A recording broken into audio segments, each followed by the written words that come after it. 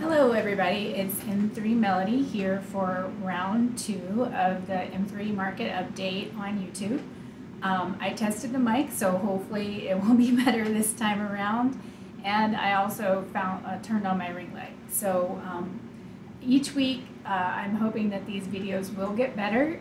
This is new to me, so just bear with me as we go through this.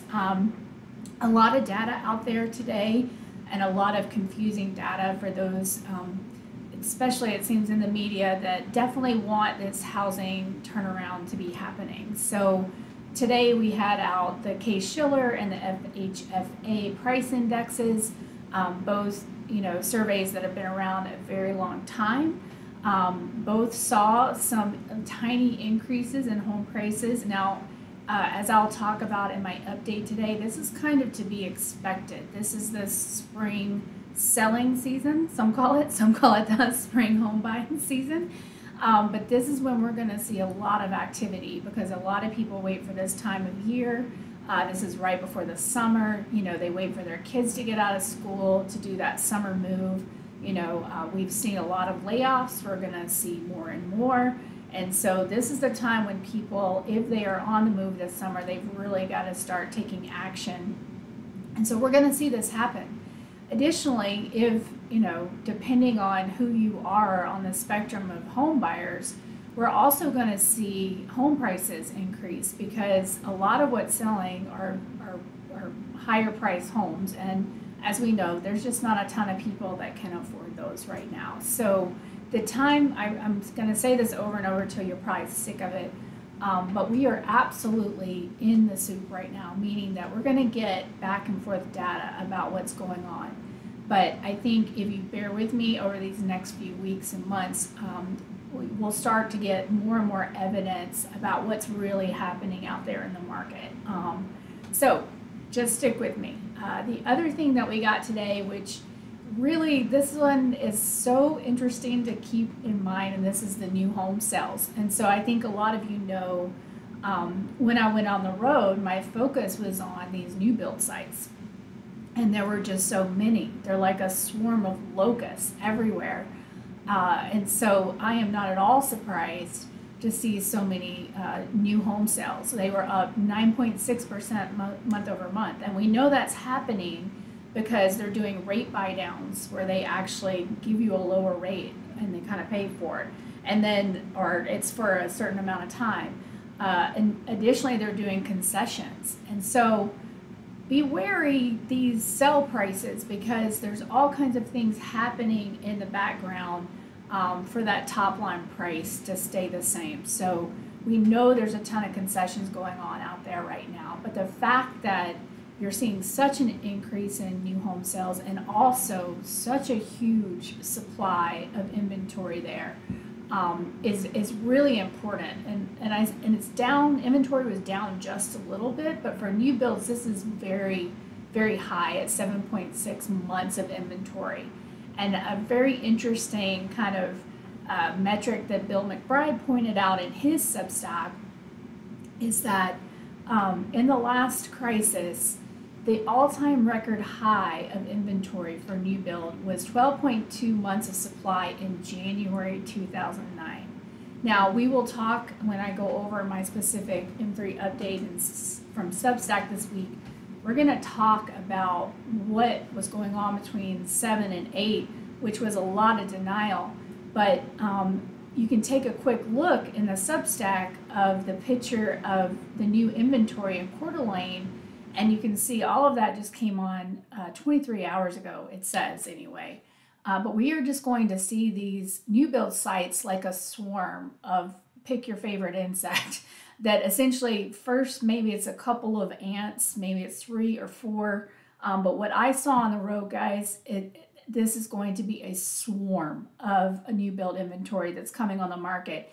And because of supply chain issues, labor issues, and to be honest, I think that people were kind of hoping for that soft landing, so they weren't pushing these things onto the market.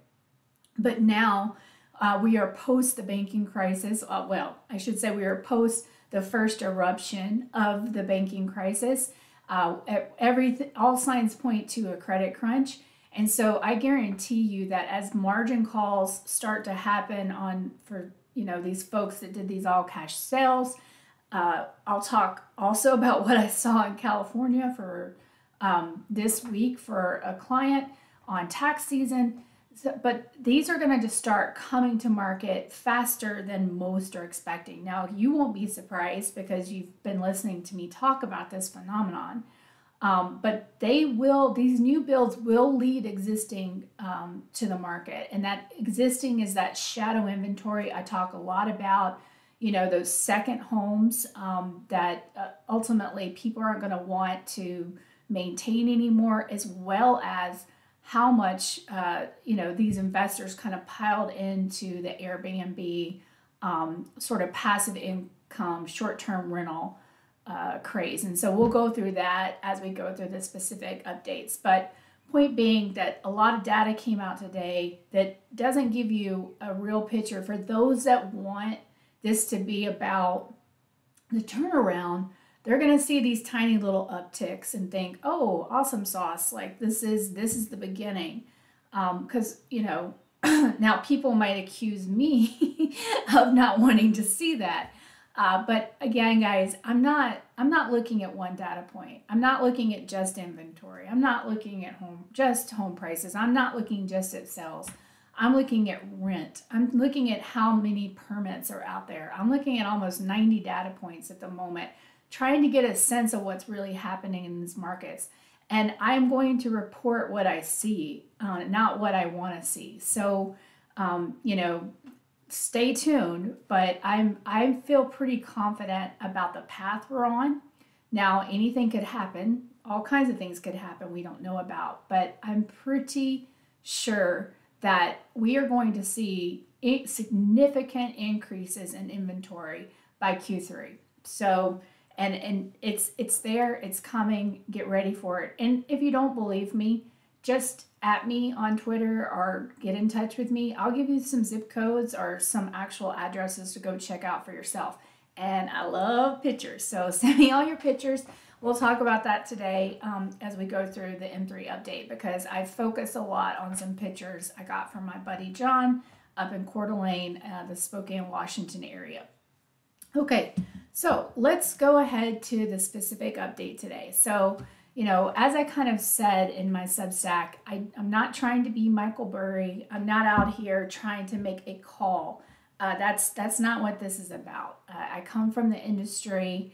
I'm very, my passion is around, I thought this would never happen again in terms of just kind of the speculative building, in terms of seeing home prices go up so spectacularly to warrant, I don't want to use the words crash, but to warrant home price depreciation. I had hoped that would never happen, but I can tell you back in March 21, I knew for sure we'd already done it. But I didn't actually realize how bad it was till I went on the road and saw the new inventory. And so this is why I do a lot of focusing on that. But this week I talked some about what it was like, back in the 2007-8 timeframe. My job, I was in financial planning and analysis, FP&A, and my job was every month to look at the drivers for what was happening, give variance analysis, and then every quarter do the same thing. I was in charge of our earnings release, our investor presentations from a finance perspective. So I went every quarter to New York when we announced earnings, and I did the writing of the MD, a lot of the writing of the MD&A and things like that. So it was my job to focus on these metrics back then. And I can remember very well how much the people around me wanted the messaging to be about a turnaround, and how long it actually took us to take the HPA, or home price appreciation, completely out of our earnings deck. So for many, many quarters, we'd say home price appreciation, but we'd put it as a negative.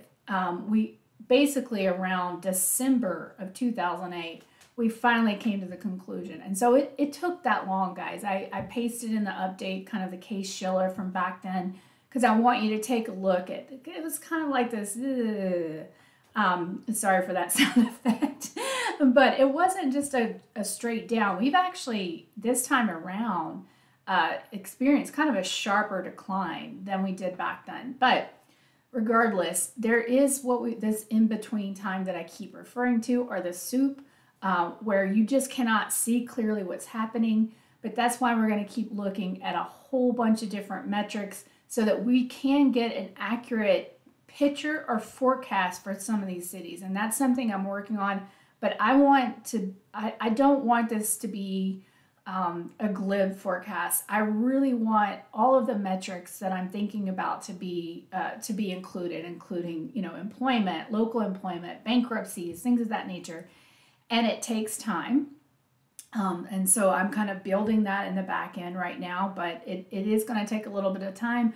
I thought it would be done by now, but I seem to have that problem. And it's another reason I want to slow down and kind of get this right, because I think we'll be here in what I'm calling the soup for at least another 6 months. Although we could have an event that would, expedite things, or we could have an event that slows things. You never know. So what's important is the path. And I want to focus on the path versus the prediction, but hopefully everyone will get sort of a good sense of timing here in the next several weeks as I continue to build this. So again, just be cognizant that everyone, including, the markets, want this story to be different, because most people believe that housing is, kind of the crux. It's what restarts the engine. And so Cantro on Twitter, excellent. If you're not following him, please do. But he has a HOPE model, HOPE, and it's really focusing on how housing is what you have to look for. And so remember that everybody's looking there, and they're going to take any little green shoots as if this is all turning around. I encourage you to wait and see, because, all kinds of things are happening. And I think that probably by January of 2009, or let's say January of 2024, and when I'm saying that, I'm not really comparing the two periods as apples to oranges. So much is different. But I can look across sort of the next 6 months or so and see that this is when we're going to start to see that inventory build and build and build. And if we're already at 7 months for new builds, guys, from what I saw on the road, if it actually gets listed, and things don't happen like what happened in Phoenix with, some already built subdivisions being put out to pasture for now because they don't have the water. So all kinds of things could happen.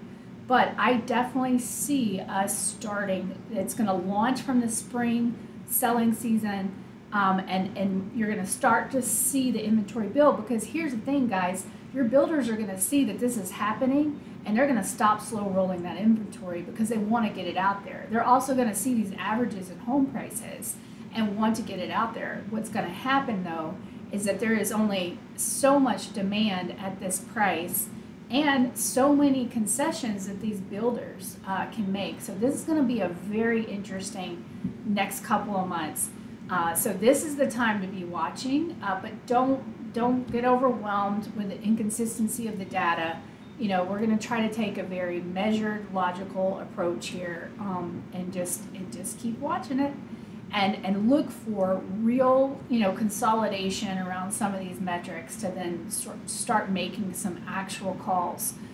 Because right now, just saw an article about layoffs at 3M. The layoffs are not just tech. It's starting to happen everywhere. But if you're not a geek like us that, listens to podcasts and dives into the news every day, most people have no idea this is happening. And they couldn't care about 3M, etc. So, okay, let's get started into kind of some the specific updates. Before I do that, I do want to talk a little bit about some of what I posted with respect to, say, Zillow and Redfin. And so, guys, I pasted this on Twitter before, but if you look at listings side by side from like Realtor.com, Zillow, and Redfin, there is no comparison. Like Realtor.com is way more connected to the MLS sites. They also are way more connected to a lot of the builders.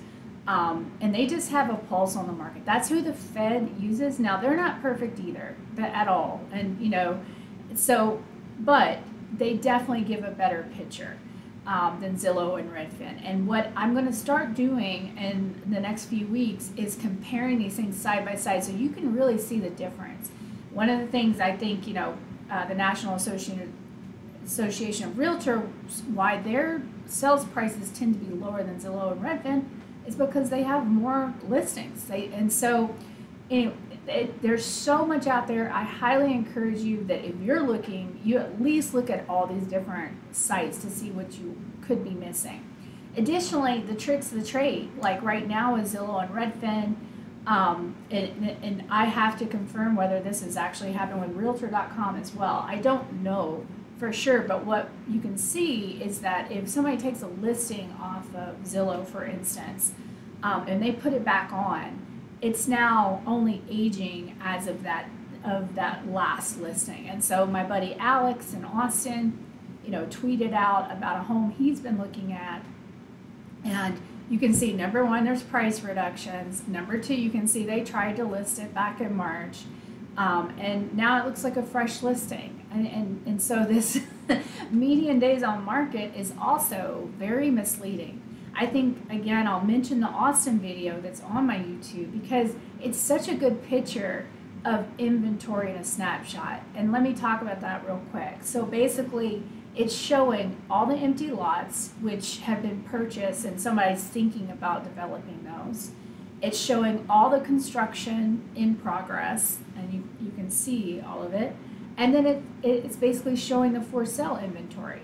So, these guys that are out there screaming there's no inventory, they're relying on very specific points of data. And personally, I feel like if my voice is one that is going to be heard at any decibel on social media, I want to be honest about what I'm seeing, not from just a point in time snapshot, but what actually is going to be happening in the future. And so anytime I've had any sort of debate with these guys on Twitter or they've chased me down on LinkedIn, number one, I ask them, hey, are you live linking to MLS? Nobody answers that question because they're not. And there's over 600 sites. And then two, they very smugly tell me, well, I'm concerned with the data we have. Well, again, Wall Street Journal, I linked this in my last post, the data we have is not as good as it used to be. And who knows if it was ever really, the best data. I can tell you the data misled us. And this is why we didn't take home price appreciation out of our earnings deck. The data misled us for quite a long time back during the 2007, through 8 crisis. So you have to take this all with a grain of salt. And again, this is local, and that's very hard to get your fingers on when the local story actually starts to become the national story. And that's a big part of what I'm focusing on in these updates. Okay, so another thing I did in my Substack this week is I put some pictures that John sent me from Coeur d'Alene. I mean, these pictures, they're fantastic. He did way better than I did. But it shows you, again, kind of what's happening out there. And he tells you, okay, some of the one site showed sales at around 65%, had a sold sticker on it. Another site about 50%. We know, for those of you that are on Twitter and follow Raleigh Fams, who was in new builder sales, we know that a lot of times, even if those have been canceled, that sold sticker doesn't go away. And maybe it takes some time for that cancellation to kind of feed through to these lots. And so, maybe 65% and one were sold, maybe 50% and another were sold. But what about that brand new development that hasn't even started yet that John took a picture of in the Substack? And then what about the other 6 that he mentioned? And this is, again, guys, what I saw at scale on the road. You would go right, there would be a new build site, you would take another right, there'd be 3 more. I mean, these, again, a swarm. There's no other way to explain this. So thank you, John, for these excellent pictures for the post. And then, you take a look at quickly. It took me 2 seconds to go to realtor.com, take this screen grab for these listings from that location. And you'll see how expensive these are, above 500K, high 400s. And the median adjusted household income in Coeur d'Alene is $68,000. I can certainly do calculations for you guys, but that 68,000 far below what Fannie Mae would consider, the kind of salary you'd need to purchase these homes. Additionally, what we cannot forget is property insurance and tax increases. Now, property insurance, it was supposed to be yesterday, but it got postponed to Thursday. I'm going to be doing a Twitter Spaces on the Florida insurance problem, which is huge, with the government back insurer there that is taking on a massive role because of the insurance companies that have gone bankrupt. But insurance, Florida is not the only place that is requiring additional insurance due to climate change. You can say what you want about climate change. Fact is, it doesn't matter what we think or anybody thinks, that the companies are starting to require you to have this additional insurance, especially flood, because we learned from Katrina and these other hurricanes. Flood is a big part of why there was so much destruction. But again, you see down in Florida, if the insurance companies can't make the payouts, or which is often due to excessive litigation, they're just going to go bankrupt. And so the carrying cost of these homes are increasing exponentially. And then let's go over to California, where one of my clients asked me to do a full review because of their escrow advances. This is for those of you that don't know mortgage. Essentially, a lot of people have their loans escrowed, where the money sits at what we call the servicer until your taxes are due, and then it gets advanced out. The idea is you're supposed to have a balance that would be able to cover those costs. And that balance is determined in an escrow analysis that's done every single year per RESPA. And so what happened this time around is, because of the massive increases kind of in home price appreciation, tax bills went up. And all of a sudden, when we were expecting income, we weren't getting income, So and what happens as soon as you have that kind of escrow shortage occur, typically the servicer is going to send out a letter saying, hey, by the way, there was a shortage. We covered your taxes, but your payment is going up by XYZ this month and for the next foreseeable future, because you have to replenish that shortage. And so I believe, and I'm starting to see it with different clients in their portfolios, that this will trigger delinquency for some folks who are barely making it as it is. And you can already see the weakness there. So I think Q3 is going to be very active in terms of seeing movement in this space. But I talked in my last post how long it can actually take true delinquency to show up in the metrics because of these government programs. And by the way, by the time we start to see that borrower stress, we'll start to see likely another government program. It could be, depending on where we are from a rate perspective, it could be something like HARP or Home Affordable Refinance. That wouldn't work out for a lot of people right now, but we don't know where we'll be. Or it could be like, HAMP and the Home Affordable Modification Program.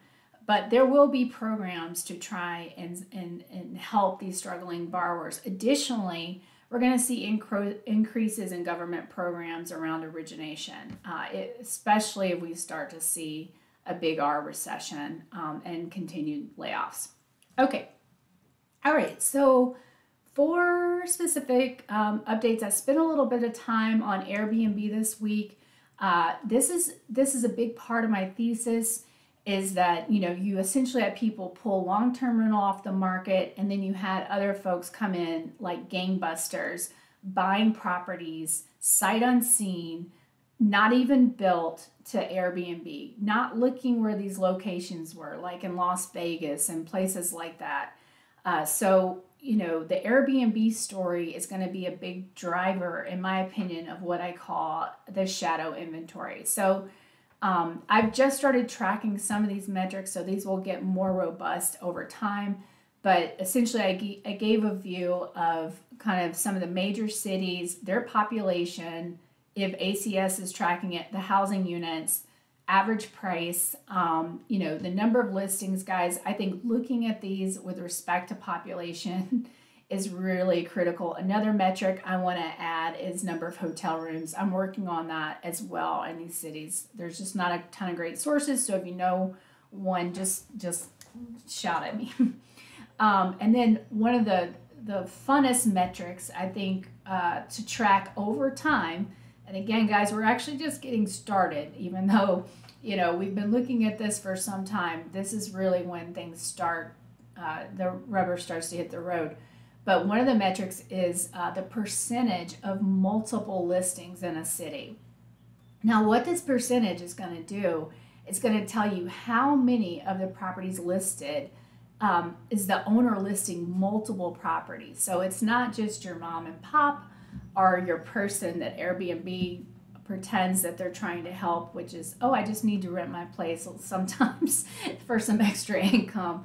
No, these are investors, and some of these percentages are just outrageous. Like, for instance, over 70% in Las Vegas, Dallas at 67%.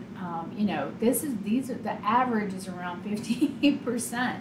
So again, these investors, as their debt service costs increase, they are going to need to be getting out of this. And I can guarantee you it's a matter of time, because honestly, there are just so many Airbnbs and hotels a city needs, especially if we're not all traveling like it's 2021. Okay. All right, so, and then just quickly, I'll go over the cities with largest decreases in Airbnb week over week. Again, this one's going to wildly fluctuate. Palm Beach has Palm Springs has a huge decrease this week. I never got around to looking at what happened in Palm Springs last week, but I'm sure there was some event. And I can see some southern cities like Nashville, crazy Airbnb price. This is when we get into graduation season for colleges, etc. So we'll expect to see some fluctuations in these prices. What will be interesting over time is the trending. And so I feel like I've finally got a really good list of cities. So I will be able to spend more focus on trending and those forecasts that I was telling you all about. Okay, so top cities with largest percent decrease in Airbnb prices week over week. Palm Springs down 65.52%, Huntsville down 13%, Sedona down almost 11%, Knoxville down 9%, Fort Myers down 9%. So Knoxville was down last week as well. I know people in Knoxville with Airbnbs, some of their listing prices are a little humorous. I say this in my Substack and I'll say it here. Again, I think people are a little confused about where we are, and I think a lot of people still think we're in the reopening, and where all of us had a little bit of extra cash and a travel bug. I can tell you, with people being worried about their jobs, they're going to be thinking about travel less, and I do think we're going to start to see decreases in prices now. But with the travel season, a lot of people, book that travel way in advance. So we're going to continue to see busy airports, I think. Maybe not as busy. Stephen Van Meter and Jeff Schneider, on one of their last updates, Stephen Van Meter was talking about the Disney sort of PMI, or something like that. But essentially, it was that the crowds in Disney were actually less than this time last year. And I was down in Orlando last year as well, and it was really busy. So Steve Van Meter, who goes to the parks often, is saying that crowds are down, and the people he's talking to, then I believe it as well. And if Orlando is not going gangbusters, then you can believe that other places will be impacted as well. Okay, listings for sale. You guys know this is a big one for me, and this is hilarious today. First time ever I see a Housing Wire post that says, "Oh, inventory, has it finally bottomed? Is it on the rise? On the rise." Suddenly, Altos is actually saying that we are seeing week over week increases in inventory. Now, I have been challenging folks since January that we had been seeing week over week increases in listings. So, and we had. Now, again, it goes back to which data sources are you using. But listings for sale, this will be the one I'll probably battle the most on Twitter just because everybody has a different view of inventory.